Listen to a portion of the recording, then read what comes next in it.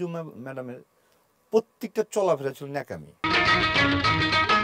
চোখে মুখে ভালোবাসাটা সবসময় ছলনা মনে হতো। সত্যিকার অর্থে আমার কেন তার চোখ মুখটা মনে হতো সে মানে কোথায় যেন ছলনা করতেছে, মানে ফুটে উঠতো, অহংকারটা ফুটে উঠতো। প্রথম দিন হ্যাঁ কেমন ছিল অঞ্জু আসলে? দেখেন, ভালো মন্দ মিলেই তো সবাই হয়।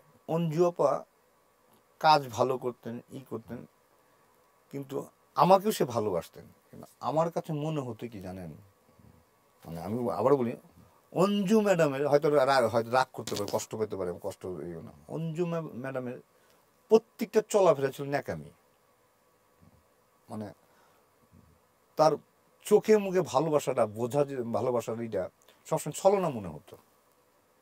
এটা সত্য, তো রাগ করলে করতে পারে, আমাকে ক্ষমা করেন। কারণ আমি এটাও বলি যে তার কারণে কিন্তু আমি একটা নৃত্য পরিচালক। উনি যদি বলতেন, যদিও সাহস পেতেন, তৎকালীন ডিরেক্টর তো শিল্পীদের কথা শুনতেন না, তৎকালীন একজন মালিক আফসারি বলেন, একজন ডিরেক্টর পরিচালক, তখন শিল্পীরা ওনারা যেটা সিলেক্ট করতেন ওইটাই রাইট। পরিচালক ওনাকে আপনার নেকা কেন মনে হয়েছিল? আমার কেন মনে হতো, আচ্ছা, এটা আমার ভুল ধারণা থাকতে পারে, আমার কেন মনে হতো। আপনি যখন শর্ট নিতেন ওই সময়ের পরিবেশটা কেমন ছিল? না করতো না, শর্ট দিত না করতো না, এটা অস্বীকার।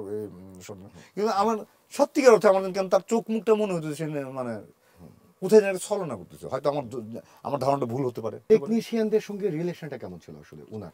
আমার জানা মতে উনি একমাত্র মাসুম বাবুর সাথে ওনার ভালো রিলেশন ছিল। জাভেদ ভাইকে শুধু বাবাই ডাকতো, আব্বু ডাকতো, ইলিয়াস জাভেদ সাহেবকে অ্যাজ এ ডান্স ডিরেক্টর মধ্যে। আর আবুল খায়ের ভাইকে সে অনেকে সম্মান করতেন, কারণ তার হাত দিয়ে প্রথম ক্যামেরাম্যান আবুল খায়ের সাহেবকে খুব সম্মান করতেন।